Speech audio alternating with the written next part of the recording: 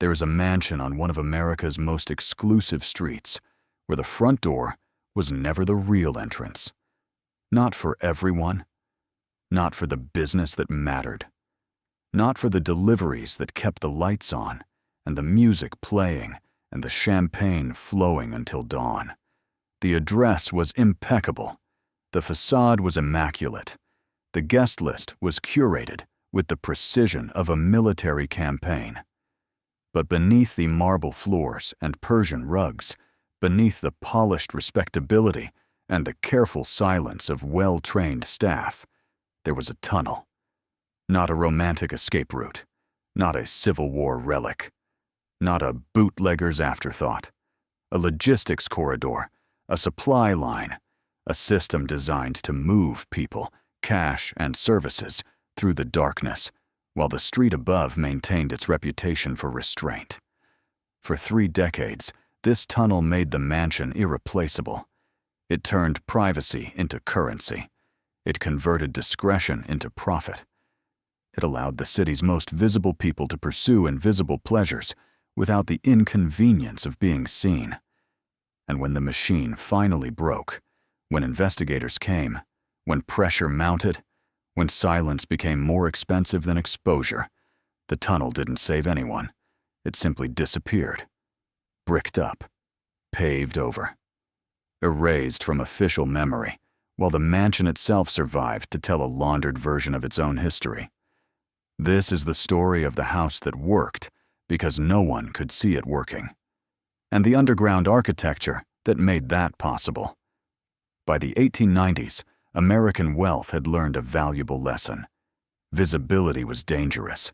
The Gilded Age had produced fortunes so vast they attracted attention from newspapers, from reformers, from prosecutors building careers on corruption cases.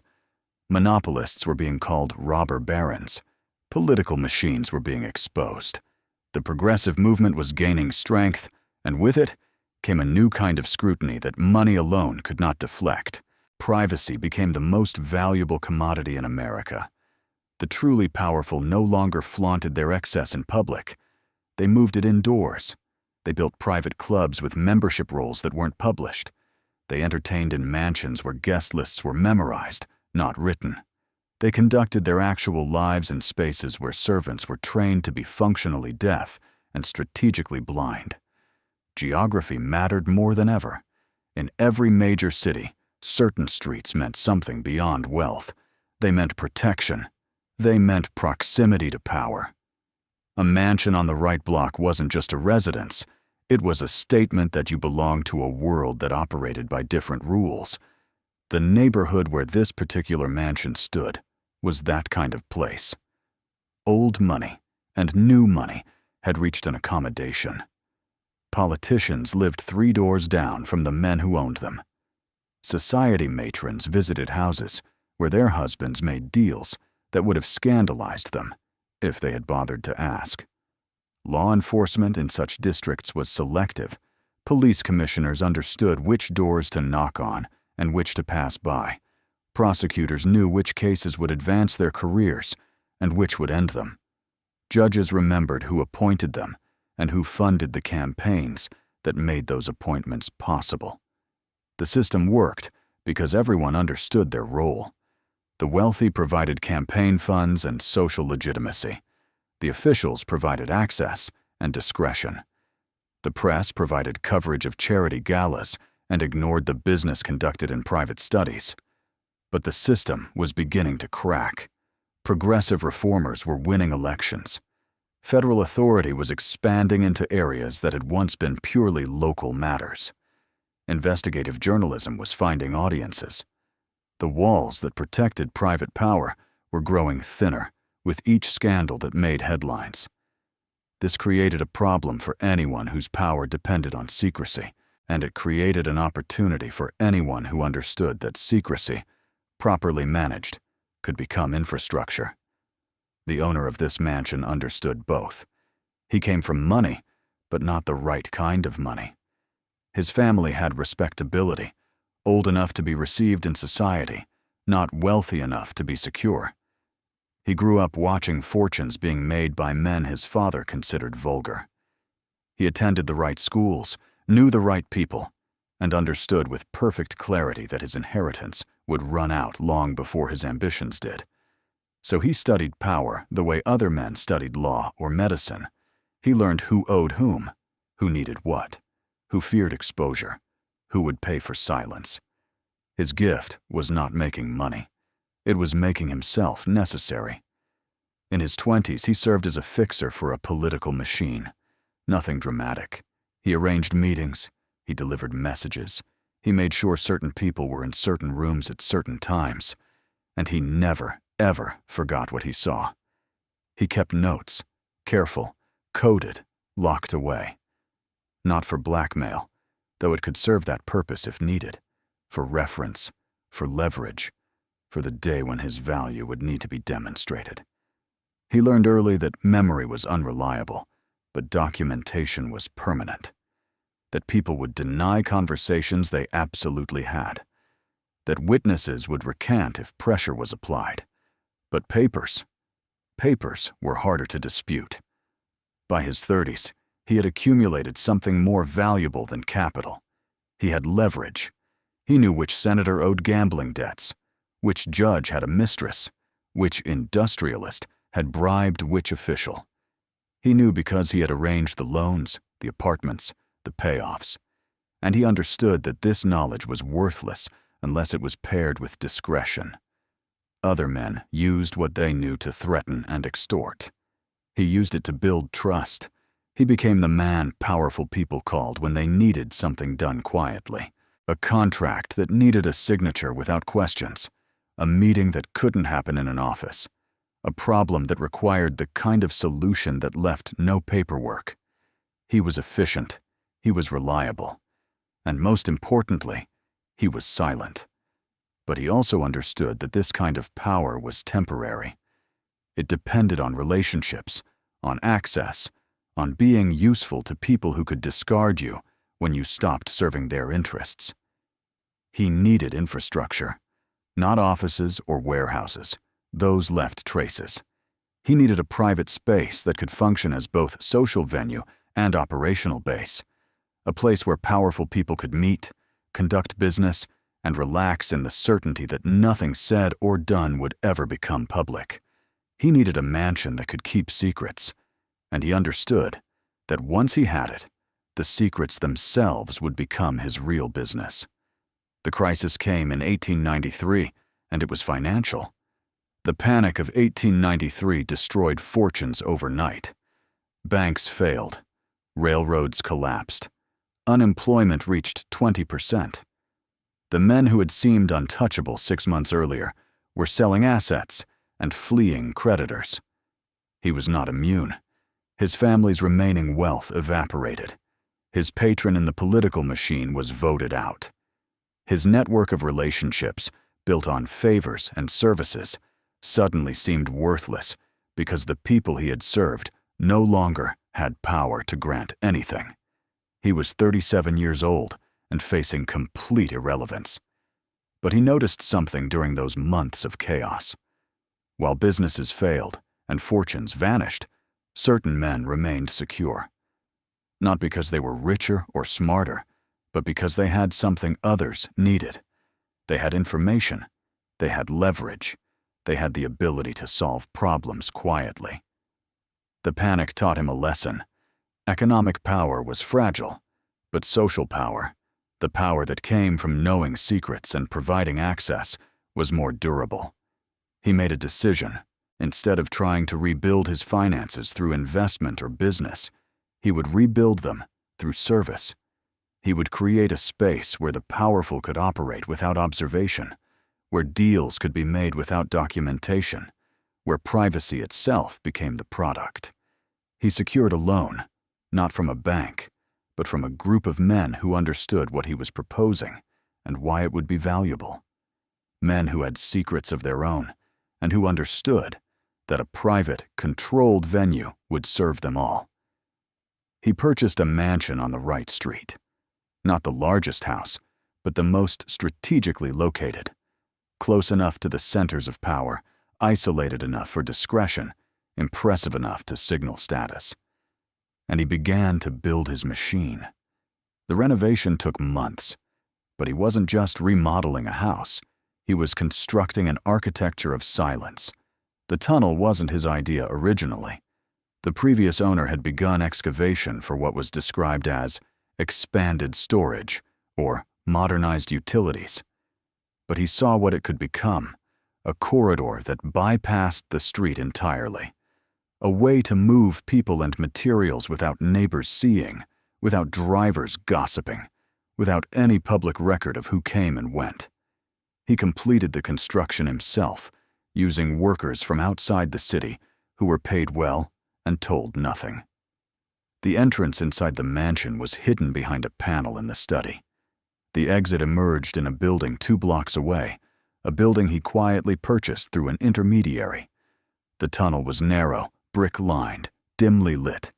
It smelled of earth and lamp oil. It was not comfortable, but it was invisible. And invisibility, he understood, was the entire point. The mansion was not a hotel, was not a club. It wasn't officially anything at all. No sign marked the entrance. No membership roster was maintained. No business license was filed. In the public record, it was simply a private residence, the home of a man who entertained often and well. But everyone who mattered understood what it really was. Infrastructure for power that preferred to remain invisible. The product was access. Controlled, monitored, protected access. To rooms where contracts could be negotiated without lawyers present. To private dinners where political decisions were made before they reached official channels. To meetings between people who could not be seen meeting publicly. To services that required discretion and a venue that guaranteed silence. The genius was in the design. The mansion operated like a private club for those who could not afford the scrutiny of actual club membership. It functioned like a hotel for those who needed privacy that hotels could not guarantee. It served as an office for business that could not be conducted in offices. And it did all of this while maintaining the social fiction of being simply a gracious home where a well-connected man entertained his friends. The economics were elegant. There were no explicit fees. Guests did not pay for rooms or meals or services. They simply understood that the privilege of access carried obligations. Campaign contributions to certain candidates, business favors, information shared. Doors opened in return for doors that had been opened for them. Money moved through the mansion, but rarely directly. A businessman who used a private room for negotiations might later offer an investment opportunity to the owner. A politician who held a quiet meeting might ensure that a particular permit was approved. A judge who enjoyed dinner and discretion might remember to rule favorably in a civil matter. The mansion converted privacy into currency, and currency back into privacy, in a continuous cycle that enriched everyone who participated. But the true product, the thing that made the mansion irreplaceable, was silence. Every person who walked through that door became complicit in its secrecy. Every transaction conducted inside, every meeting held, every service provided, created mutual vulnerability. You could not expose the mansion without exposing yourself. This made the mansion more than a venue. It made it a conspiracy of discretion, binding its participants together through shared interest in continued silence. The tunnel made the silence possible. Because the most dangerous moment in any secret operation is the arrival or departure. The moment when someone might be seen entering a place they claimed never to visit. The moment when a delivery might be noticed by the wrong observer. The tunnel eliminated that moment. It turned arrivals into disappearances. It made the mansion's most valuable services literally underground. And for years, that system worked perfectly. The mansion occupied a corner lot, which meant visibility from 2 streets, but also strategic advantages. Multiple approaches, multiple sight lines, the ability to monitor who was watching. The public entrance was elegant, but understated. A townhouse door on a street of townhouse doors. Nothing to mark it as different. A visitor might arrive by carriage and step directly from vehicle to vestibule, observed only by a doorman whose job was to recognize names and forget faces. Inside, the entry hall was designed for triage, wide enough to receive guests, narrow enough to control their movement. A single staircase led up, a single corridor led back. Both could be monitored by staff positioned to appear decorative, but positioned for function. The ground floor held the public rooms, a parlor for receiving guests, a dining room that could seat 20, a library that served as both prop and occasionally as venue for actual research. These spaces were impressive, but not memorable. Expensive enough to signal status, forgettable enough that visitors later struggled to describe them in detail. The second floor was where the business happened. 4 large rooms, each accessible from a private hallway that did not require passing through public spaces. Each room could function as an office, a meeting space, or a private dining room. Each had a door that locked from the inside. Each had furniture that could be rearranged to suit different purposes. Negotiation table one evening, card table the next, simply a comfortable space for conversation the evening after that. The third floor held the owner's private quarters and several smaller rooms used for storage. Secure storage, documents, files, valuables that guests preferred not to keep in banks or offices. The mansion offered not just privacy, but sanctuary for the material evidence of private dealings. The staff was small, deliberately. 8 people, not including the owner. A doorman who controlled access, a housekeeper who managed the others, 2 maids who cleaned, but were never present when rooms were occupied, a cook and kitchen assistant who prepared meals to specification, a handyman who maintained the building and, more importantly, could be trusted with keys, and one person whose role was never formally defined, a secretary, assistant, records keeper. The person who knew which documents were stored where, which meetings were scheduled when, which guests required which level of discretion. This person was essential. And this person was the most carefully controlled employee in the mansion because they knew everything. The kitchen was positioned in the basement, which meant food arrived at the dining room via dumbwaiter. This preserved the fiction that meals appeared effortlessly, while also ensuring that kitchen staff heard nothing of what was discussed upstairs. The basement also held the tunnel entrance. Behind a locked door marked furnace room, a second door, hidden unless you knew where to look, opened onto a brick-lined passage. The floor sloped gently downward. The walls were close enough to feel confining, but wide enough for a person carrying a case or package. Electric lights had been installed at intervals, though oil lamps were kept as backup. The tunnel ran approximately 200 feet, angling beneath neighboring properties before emerging in the basement of a building the owner controlled. That building, a former stable converted into apartments, provided the perfect cover. Residents came and went at all hours. Deliveries were constant. No one questioned movement in and out. The tunnel's purpose was practical, not romantic. It allowed the mansion to receive what it needed without the street seeing. Cash, delivered in leather cases after banking hours.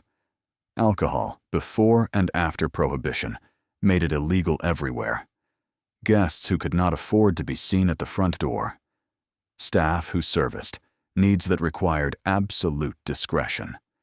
Evidence that needed to be moved quickly when warnings came.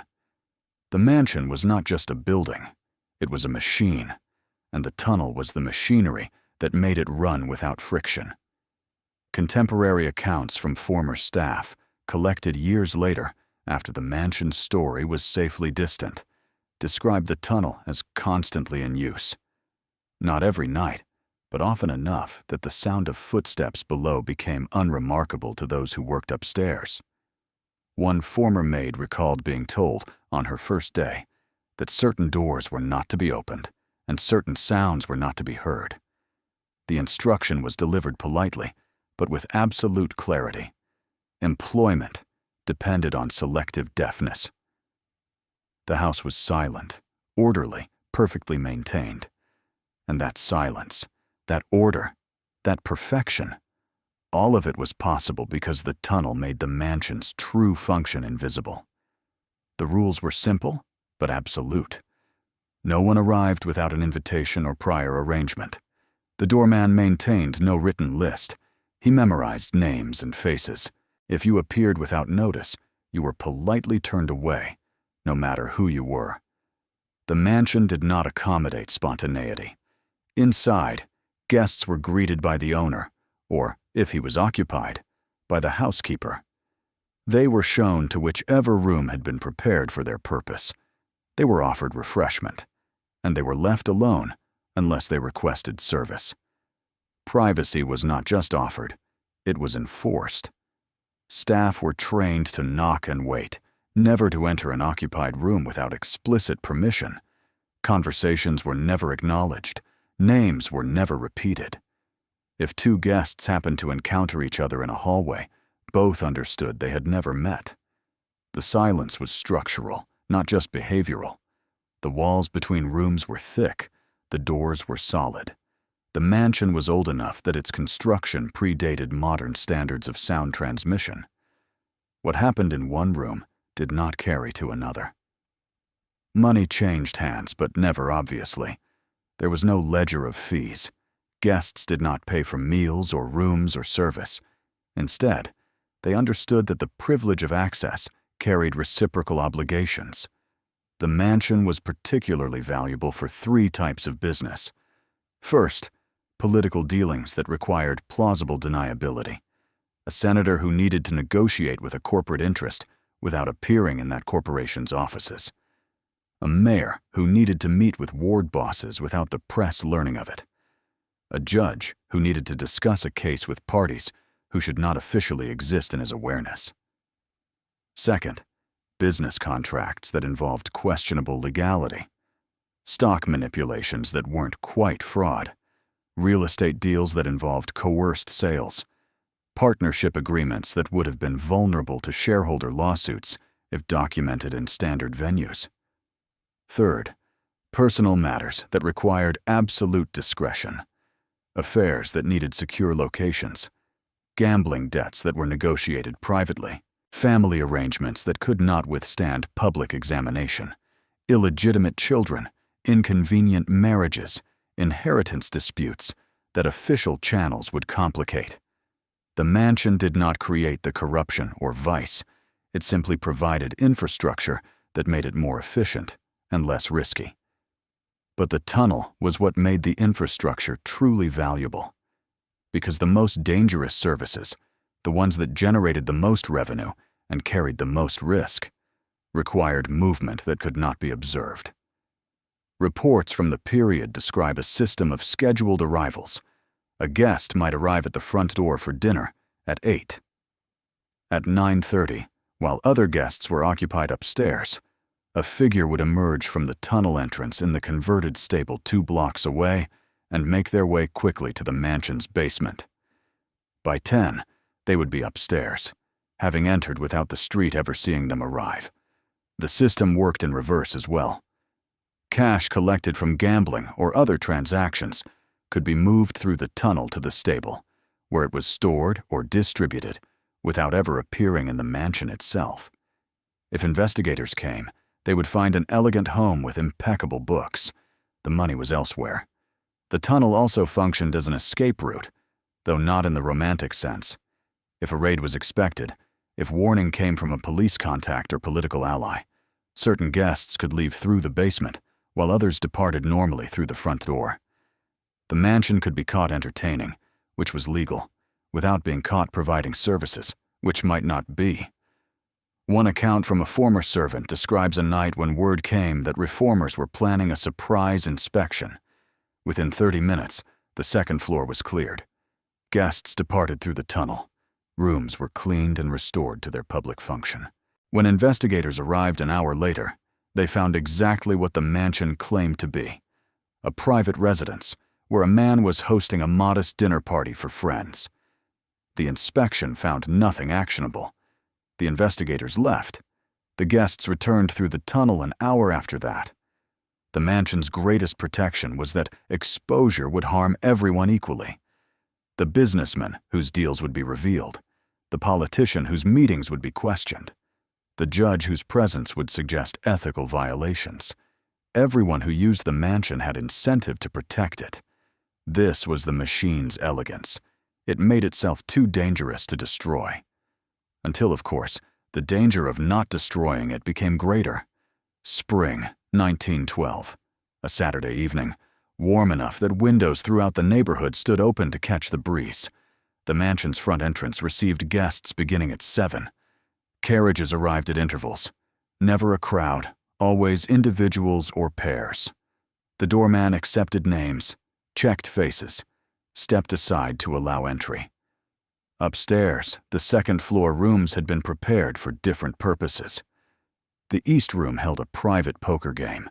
5 men, stakes substantial enough to matter, conversation careful enough to avoid specifics. The West Room hosted a business dinner. 3 industrialists and 2 politicians, discussing a utility contract that would be announced publicly in 2 weeks, but was being finalized tonight. The North Room was quieter. A single guest, a lawyer, reviewing documents that his client preferred not to keep in his office. The mansion's safe held materials that banks would have refused to store. The ground floor maintained its social fiction. A dozen guests in the parlor and dining room, champagne and conversation. The kind of elegant Saturday evening that neighbors expected from this address. But the real business was happening below. At 8:30, a figure emerged from the tunnel entrance in the stable 2 blocks away. A woman, well-dressed, carrying nothing. She walked quickly but not urgently to the mansion's basement entrance. Inside, she was met by the housekeeper and shown upstairs to a prepared room on the 3rd floor.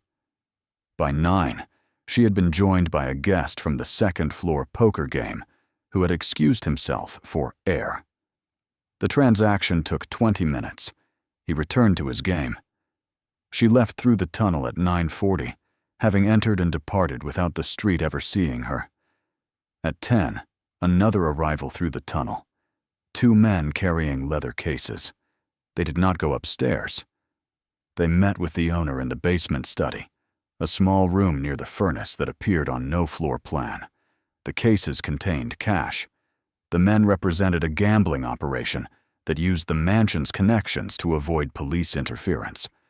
They were paying for protection, though that word was never used. The meeting lasted 15 minutes. The cash was counted, recorded in a ledger, kept in the basement safe, and the men departed the way they came. By 11, the public party was winding down. Guests departed through the front door, thanking their host, complimenting the dinner, discussing plans for the following week. By midnight, the building appeared quiet, but the second-floor rooms remained occupied. The poker game continued. The business negotiation had moved into detailed contract language. The lawyer was still working in the North Room. At 1 in the morning, the tunnel saw its final traffic of the night, a delivery of French wine that had been ordered months earlier and stored in the stable building. 6 cases moved through the passage and into the mansion's cellar, where they would be served at future dinners without any customs documentation. By 2, the mansion was finally empty, except for staff and the owner. The rooms were cleaned, the glasses were washed, the poker table was restored to a dining configuration, the business documents were filed in the safe, the cash from the basement meeting was locked away. The night had been seamless. Every arrival through the tunnel had gone unobserved. Every transaction had left no official trace. Every guest had departed with the confidence that their presence would never be documented. The mansion had functioned exactly as designed. But that perfection, that seamless, invisible success, was also the seed of its vulnerability. Because a machine that works too well attracts attention, and a secret that serves too many people eventually serves someone who cannot be trusted to keep it. The peak already contained the beginning of the fall. The enemy came in the form of a newly elected district attorney who did not owe his position to the machine. His name is less important than his ambition. He was 36, Columbia law, reform politics, and genuinely convinced that the city could be cleaned up if the right pressure were applied in the right places. He had run on a platform of prosecuting corruption, and he intended to deliver. His target was not the mansion specifically.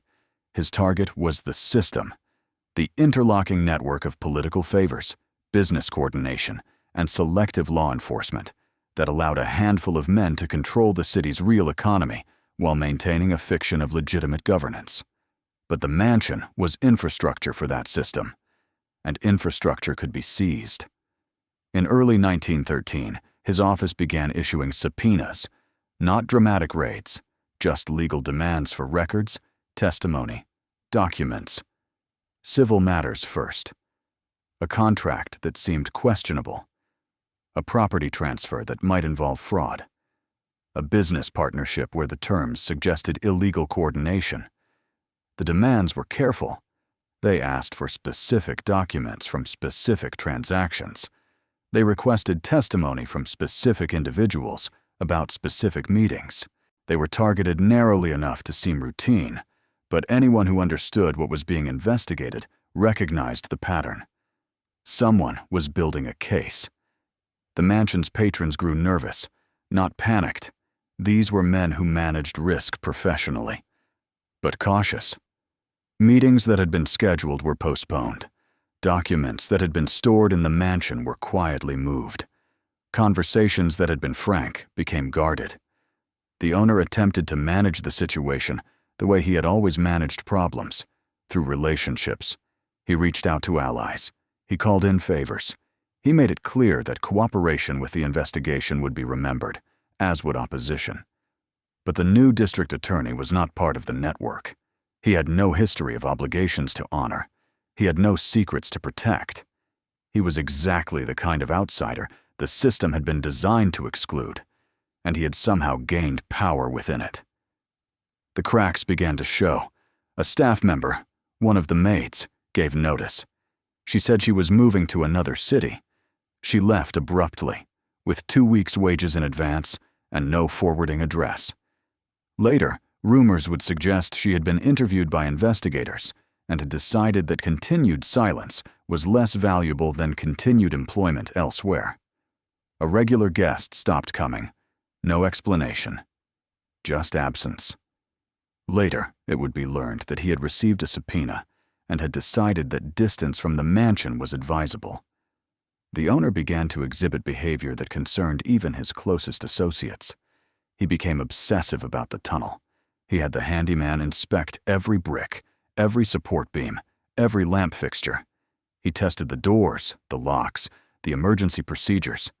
One associate, visiting for what would be the last time, later recalled that the owner seemed to be preparing not for exposure, but for siege, as though he believed the mansion could withstand any pressure if the tunnel remained secure. But the tunnel was the vulnerability, not the strength. Because the district attorney's office had done something the owner had not anticipated. They had interviewed former staff from the building where the tunnel emerged, and one of those former residents, someone who had lived above the stable before its conversion, remembered hearing footsteps below their apartment at odd hours, remembered seeing well-dressed people emerge from a basement entrance that supposedly led nowhere. In April 1913, the DA's office filed a motion requesting access to inspect the mansion's basement and any connected structures or passages. The motion cited credible reports of undocumented construction and possible violations of building codes and safety regulations. The owner's lawyers argued that the request was overreach, that a man's home was protected from such intrusions, that no evidence of wrongdoing had been presented. The judge, one who had never dined at the mansion, one who owed nothing to the network, granted the motion. The inspection was scheduled for May 15, 1913. The owner had 2 weeks to decide what to do with a tunnel that could not be defended and could not be explained. The decision was made not to fight, but to erase. On May 10th, 5 days before the scheduled inspection, construction workers arrived at the mansion. Not the handyman, not staff. A crew from outside the city, hired for routine basement repairs. They worked quickly and in silence. Inside the mansion, the tunnel entrance, the hidden door behind the panel in the study, was bricked up. The work was careful. The new wall matched the existing construction closely enough that only someone who had seen the door before would know it had ever existed. In the basement, the passage beyond the furnace room was sealed, not just blocked, but filled. Brick and mortar, section by section, working backward from the mansion toward the stable building. At the stable, the exit was bricked over from the inside, then covered with new flooring. The basement was reorganized to suggest it had always been simple storage. The work took 4 days. The crew was paid in cash and left the city immediately afterward. On May 15th, when the district attorney's inspectors arrived, they found a mansion basement that showed evidence of recent construction, fresh mortar in several places, but no tunnel, no passage, no hidden door. The inspectors took notes. They photographed the recent work. They questioned the owner, who explained that he had been modernizing the furnace system and improving storage. The workers had been hired because his regular handyman was on leave. Could he provide the names of the workers? He could not. They had been recommended by a contractor who had since retired. He had paid them, and they had left. Could he explain why residents of the neighboring building had reported hearing footsteps beneath their apartments? He could not. Perhaps the sounds had carried from the street above, or from the building's own basement. The inspectors left unsatisfied, but without evidence. The mansion had survived by destroying the only thing that could have proven its function. 2 weeks later, the district attorney's civil suit continued, but without the tunnel, it weakened. Testimony became, he said, she said. Memories became fuzzy. Deals that had seemed coordinated began to appear merely coincidental. By the end of 1913, several civil suits were settled for nominal amounts, with no admission of wrongdoing. The criminal investigation was quietly dropped. The district attorney, frustrated, but without leverage, moved on to other targets. The mansion had won, but it had won by erasing the mechanism that had made it valuable. Without the tunnel, the mansion was simply a house.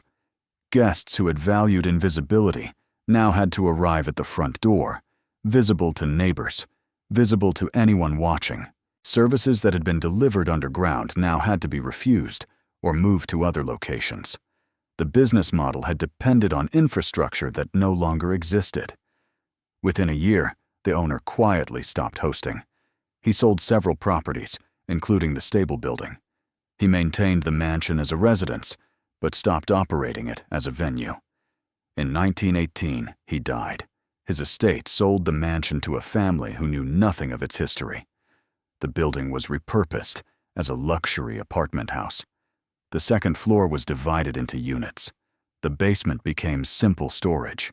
The new owners found the fresh masonry in the basement. They were told it was part of renovations from years earlier. They had no reason to investigate further. By 1920, the tunnel was a rumor. Former guests, if asked, claimed to remember it as an escape route, a romantic architectural feature, nothing more.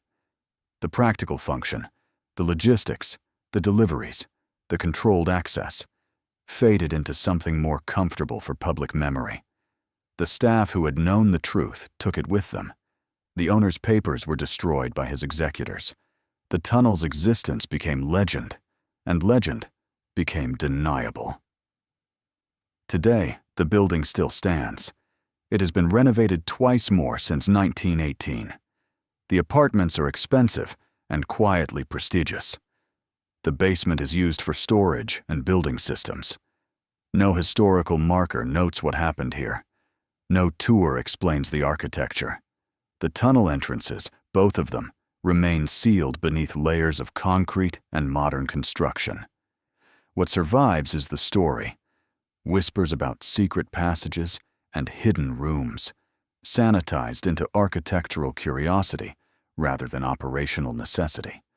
The mansion succeeded by making itself invisible, and in the end, it survived by making its own history disappear. Stand on that corner today. The building is elegant, well-maintained, unremarkable among other elegant buildings on the same block. Nothing about it suggests what it once was or how it functioned or what disappeared beneath its floors. But if you know the history, if you read the old legal filings and the civil suits and the inspection reports, you notice something. The basement windows are newer than they should be. The foundation shows evidence of modification. And if you trace property records carefully, you'll find that the building next door, the one 2 blocks away that now houses a small cafe, was once owned by the same person who owned this mansion. The tunnel connected them. The tunnel made this address valuable. The tunnel was infrastructure, not romance. And when that infrastructure became a liability, it was eliminated with the same practical efficiency that had built it in the first place. This raises questions that history cannot answer with certainty, but can ask with precision. When a tunnel is built for logistics, not escape, what exactly was the house supplying? The records suggest privacy, access, discretion. But discretion for what? The lawsuits were settled. The testimony was contradictory. The evidence was bricked up before anyone could examine it. If the entrances are sealed, is the secret gone, or simply embalmed? The tunnel still exists, physically, somewhere beneath these buildings, filled with mortar hidden behind walls, paved over by decades of construction, but existing. What would it tell us if we could walk its length today? And why do we prefer the romantic myth, the escape route, the architectural curiosity, over the practical corruption? Perhaps because the myth is safer. It suggests adventure rather than compromise. It implies that the powerful needed escape, rather than admitting they needed infrastructure for activities they could not conduct in daylight. The mansion teaches us something important about power and secrecy. That the most effective way to hide something is not to destroy it, but to make it so ordinary that no one thinks to look. The tunnel was never discovered. It was never raided. It was never exposed in headlines. It was simply sealed, and then forgotten, and then reimagined as something less threatening than what it actually was. The building above remains respectable. The street remains exclusive. The neighborhood retains its reputation for discretion.